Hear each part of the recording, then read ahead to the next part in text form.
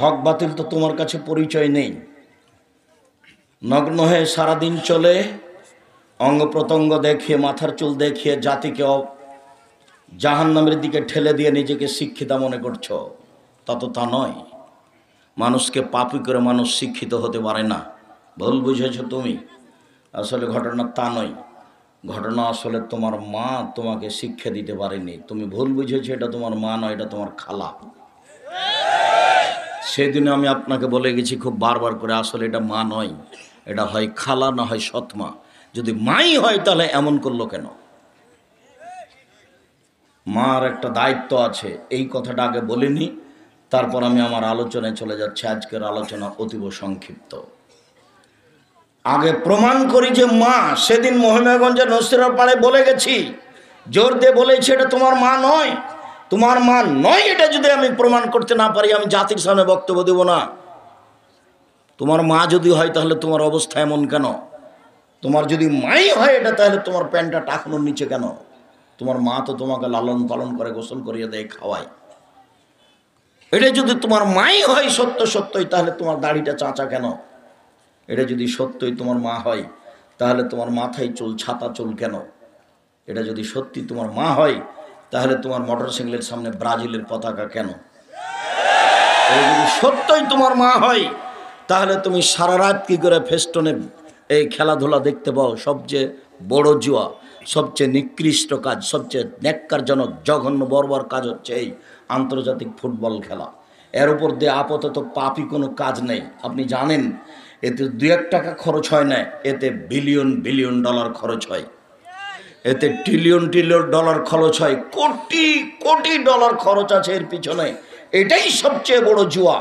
এই খেলাতে সবাই হাততালি দেয়, যেটা ইহুদি খ্রিস্টানদের কাজ। এই খেলাতে মানুষ দুই পক্ষ হয়। এর পক্ষ যদি পরাজয় হয় তাহলে গরু জবাই করবে, যদি জয় হয়, আর এর পক্ষ যদি পরাজয় হয় তাহলে আত্মহত্যা করবে। সাথে সাথে সারা পৃথিবী জুড়ে যত ফেস্টনের কাপড় কিনেছে, কত টাকার কাপড় কিনেছে হিসাব করা যাবে? সারা পৃথিবী জুড়ে যত পতাকার কাপড় কিনেছে, কত টাকার পতাকার কাপড় কিনেছে, তাতে মাগুরা জেলার একটা লোক জমি বিক্রি করে 7.5 কিলোমিটার লম্বা পতাকা ঝুলিয়েছে। তাতে ফেনী জেলার এক লোক 4.5 কিলোমিটার লম্বা করে পতাকা ঝুলিয়েছে। মানুষ কখন পশু প্রাণী হয়ে গেছে তা নিজে বুঝতে পারেনি। মানুষ যে পশু প্রাণী হয়ে গেছে, গরু ছাগল হয়ে গেছে, সে মানুষ আঁচ করতে পারেনি। আর এটা তো গোবিন্দগঞ্জ গাইবান্ধা। তার মানে আব্দুর রাজ্জাক সাহেব কি বলতে চাইলেন? মানে বলতে চাইলাম যে তোমার বাপ কুকুর শ্রীগুলের চেয়ে খারাপ। কষ্ট দিচ্ছেন নাকি? না, কষ্ট দিনই।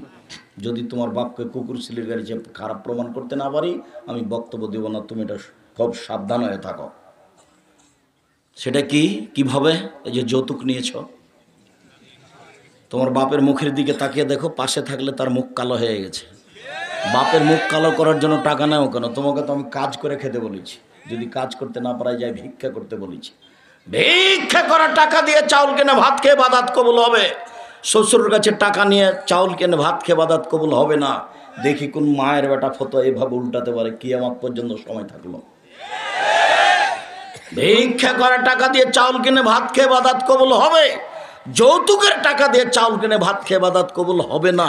এবাদত কবুল হবে না, এবাদত কবুল হবে না। তোমরা কা পুরুষ বাপ বেটা, তোমরা মহিমাগঞ্জ স্টেশনে গিয়ে বোনারপাড়া স্টেশনে ভিক্ষা চাও। বাপ বেটা ভিক্ষা করে খাও। আব্দুর রাজ্জাক সাহেব ভিক্ষা করতে বলছেন কেন?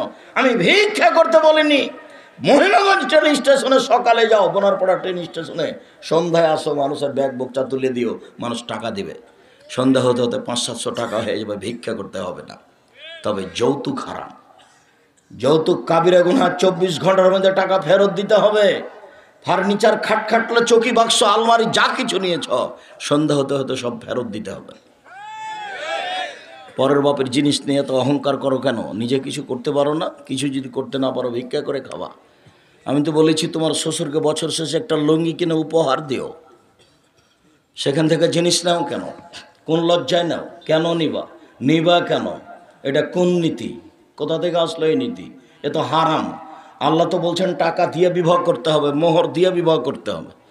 আল্লাহ বলছেন ক্ষমতা থাকলে বিবাহ করো, যদি ক্ষমতা না থাকে তাহলে রোজা থাকো, রোজা থেকে থেকে থেকে যৌবনকে নষ্ট করে দাও, কেননা টাকা নাই বিবাহ করতে পাবো না।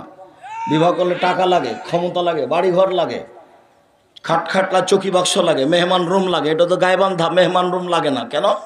যেখানে বাপ মা শুয়ে থাকে, বেটি বেটা থাকে, ওখানে মেহমানকে ঘরে নিয়ে যে বসতে দেয়।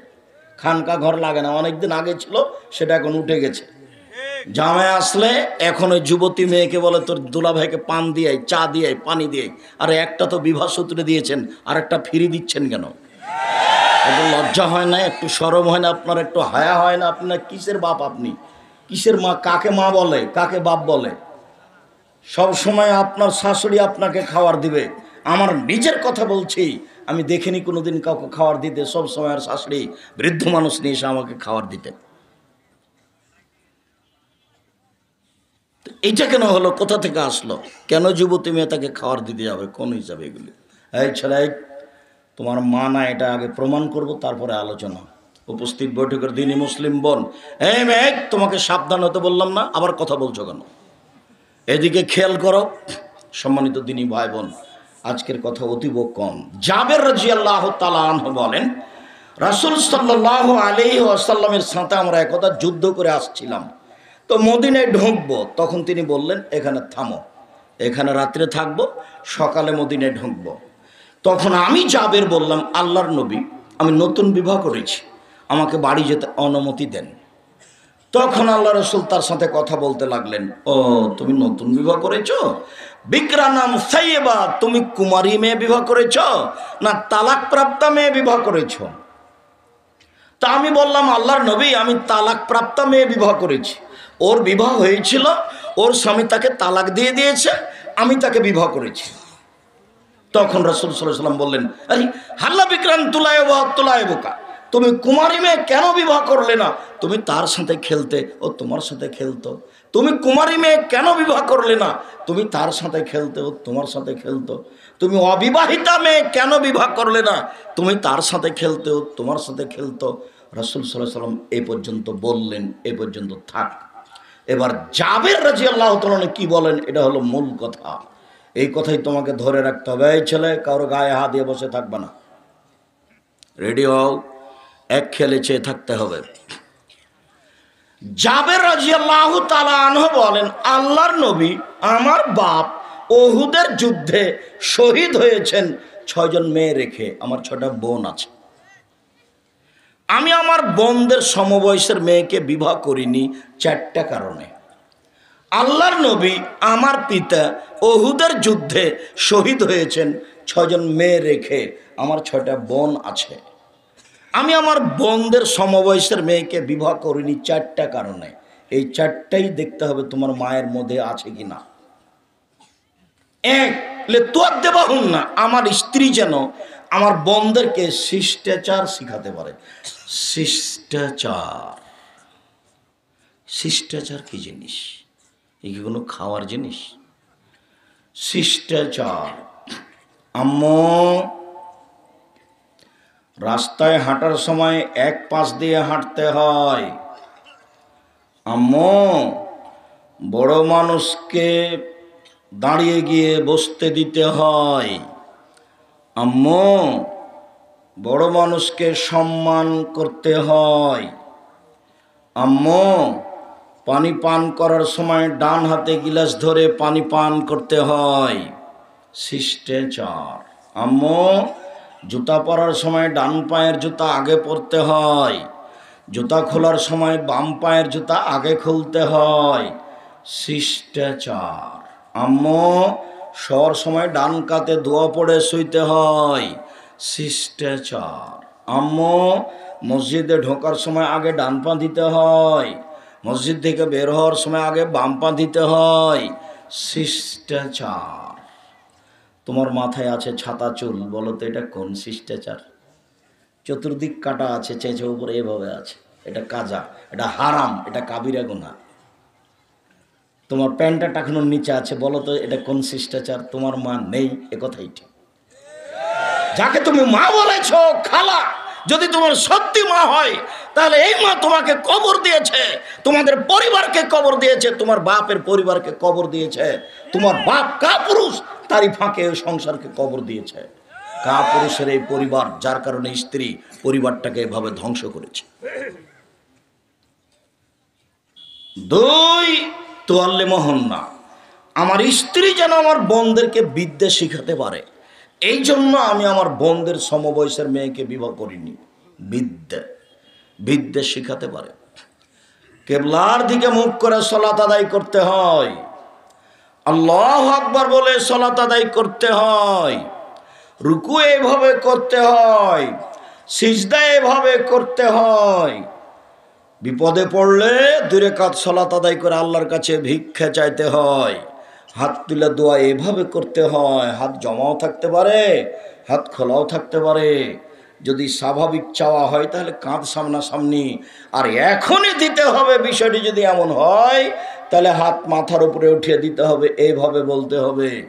বলার ঢং হলো আগে পড়তে হবে ইসমে আজম, আল্লাহুম্মা ইন্নী আসআলুকা বিআন্নাকা আনতাল্লাহ লা ইলাহা ইল্লা আনতাল আহাদুস সামাদুল্লাযী লাম ইয়ালিদ ওয়া লাম ইউলাদ ওয়া লাম ইয়াকুল লাহু কুফুয়ান আহাদ। তারপরে পড়তে হবে দুরুদে ইব্রাহিম, তারপরে নিজের কথা বলতে হবে। এরপরে যত কিছু কোরআন হাদিসের নিয়ম কারণ আছে, রাতে ঘুম থেকে উঠে আকাশের দিকে মুখ করে সূরা আল ইমরানের শেষ রুকুর 5 আয়াত পড়তে হয়। মুখস্থ না থাকলে তুমি বলবা লা ইলাহা ইল্লাল্লাহু ওয়াহদাহু লা শারীকা লাহু লাহুল মুলকু ওয়া লাহুল হামদু ওয়া হুয়া আলা কুল্লি শাইইন কাদির ওয়া সুবহানাল্লাহি ওয়া আলহামদুলিল্লাহি ওয়া লা ইলাহা ইল্লাল্লাহু আকবার ওয়া লা হাওলা ওয়া লা কুওয়াতা ইল্লা বিল্লাহ রব্বিগফিরলি। তাহলে অতীতের সব পাপ ক্ষমা। আম্মু, এই হলো বিদ্যা। আমি আমার বোনদের সমবয়সের মেয়েকে বিবাহ করিনি 4টা কারণে। তার দ্বিতীয় কারণ, আমার স্ত্রী যেন আমার বোনদেরকে শিক্ষা দিতে পারে। 3, আমার স্ত্রী যেন আমার বোনদের মাথার চুল চিরুনি করে রাখতে পারে। মেয়েকে ছেলেকে পরিপাটি করে রাখতে হবে, সাজগোজ করে রাখতে হবে, সুন্দর করে রাখতে হবে। এটা মায়ের জিম্মেদারি।